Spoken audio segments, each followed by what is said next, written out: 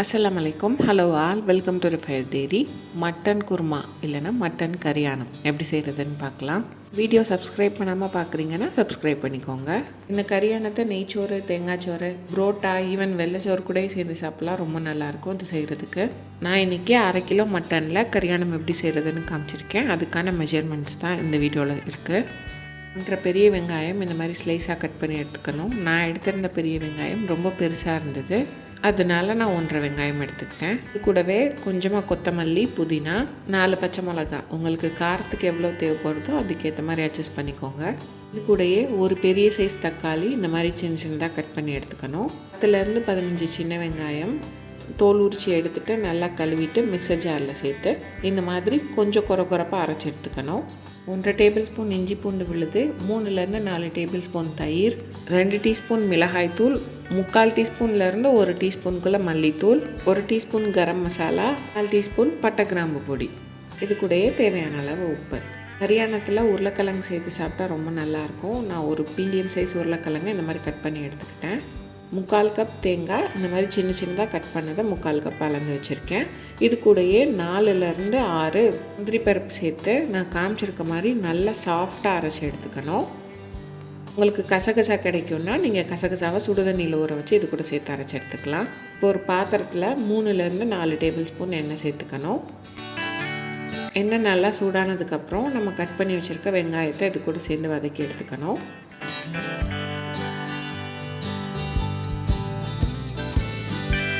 வெங்காயம் ரொம்ப கலர் மாதிரி வரணும்னு அவசியம் இல்லை. முதல்ல லைட்டாக டிரான்ஸ்பரண்ட் ஆகும். அதுக்கு அடுத்த ஸ்டேஜ் இருக்குல்ல, அந்த ஸ்டேஜ் வந்துட்டாலே போதும்.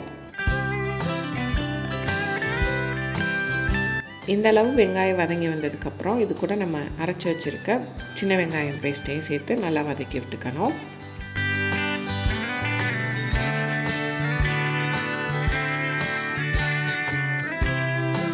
சின்ன வெங்காயமும் நல்லா வதங்கி வந்ததுக்கப்புறம் நம்ம எடுத்து வச்சுருக்க இஞ்சி பூண்டு விழுதை சேர்த்து அதோட பச்சை வாசனை போகிற வரை நல்லா வதக்கிக்கணும்.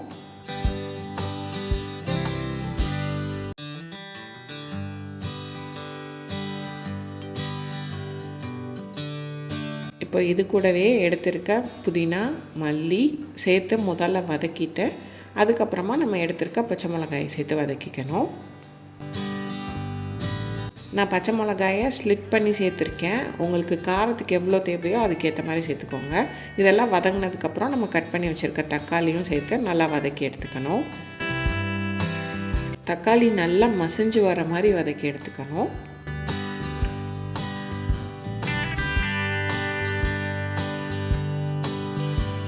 தக்காளி இந்த மாதிரி வதங்கி வந்ததுக்கப்புறம் இது கூட எடுத்திருக்க மிளகாய்த்தூள், மல்லித்தூள், கரம் மசாலா இதெல்லாத்தையும் சேர்த்து இதோட பச்சை வாசனை எல்லாம் போகிற வரைக்கும் வதக்கிக்கணும்.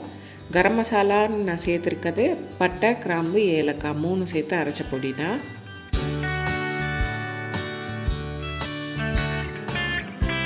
இதெல்லாம் நல்லா வதங்கி எண்ணெய் பிரிஞ்சு வந்ததுக்கப்புறம் இது கூட நம்ம எடுத்து வச்சுருக்க தயிரை சேர்த்துக்கணும்.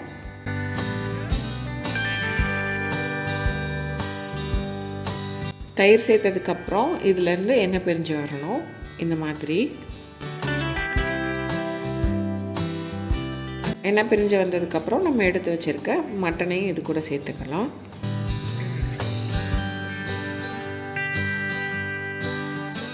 மட்டன் இந்த மசாலாவில் நல்லா மிக்ஸ் ஆகி வர மாதிரி வதக்கி எடுத்துக்கணும்.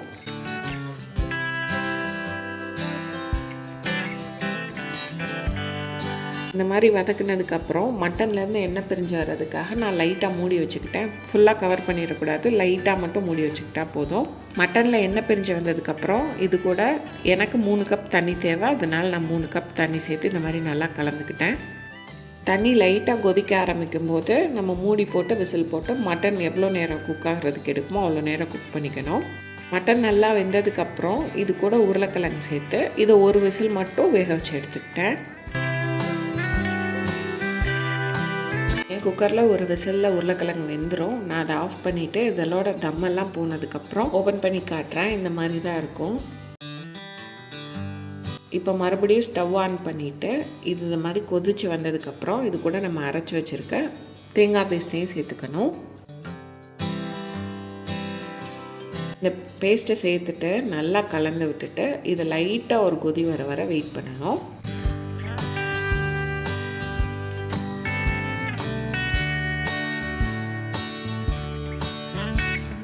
தேங்காய் பேஸ்ட்டு சேர்த்ததுக்கப்புறம் அடுப்பு மீடியம் ஹீட்டில் இருக்க மாதிரி பார்த்துக்கோங்க. இந்த அளவு கொதி வந்ததுக்கப்புறம் இது கூட நம்ம எடுத்து வச்சுருக்க பட்டை கிராம்பு தூளையும் சேர்த்துக்கணும்.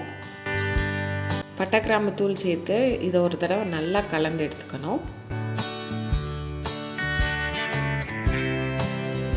இப்போ இதுக்கு கூடயே கொஞ்சமாக புதினா, கொத்தமல்லி ரெண்டும் சேர்த்துட்டு இது நல்லா கலந்து விட்டுட்டு ஒரு 2 நிமிஷம் இது நல்லா கொதித்து வரணும்.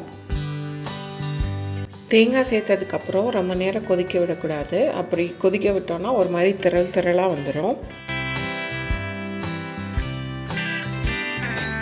2 நிமிஷத்துக்கு அப்புறம் இந்த மாதிரி நல்லா எண்ணெய் பிரிஞ்சு வந்திருக்கும். எண்ணெய் பிரிஞ்சு வந்துட்டாலே கரியானம் ரெடி. வீடியோ ஸ்டார்டிங்லேயே சொன்ன மாதிரி இது தேங்காய் சோறு, நெய் சோறு, புரோட்டா, சப்பாத்தின்னு எல்லாத்துக்கூடையும் ரொம்ப நல்லாயிருக்கும். ஒயிட் ரைஸ் கூட சர்வ் பண்ணலாம். கண்டிப்பாக ட்ரை பண்ணி பாருங்கள். ட்ரை பண்ணிவிட்டு எப்படி இருந்ததுன்னு கமெண்ட்ஸில் சொல்லுங்கள். இந்த வீடியோ பிடிச்சிருந்தா ரிஃபைஸ் டெய்ரியை லைக் பண்ணுங்கள், சப்ஸ்கிரைப் பண்ணுங்கள், ஷேர் பண்ணுங்கள். பக்கத்தில் இருக்க பெல் ஐக்கானை கிளிக் பண்ணி அதில் ஆல் அண்ட் ஆப்ஷன் செலக்ட் பண்ணிக்கோங்க. அப்போ தான் வீடியோ போஸ்ட் பண்ணால் நோட்டிஃபிகேஷன் வரும்.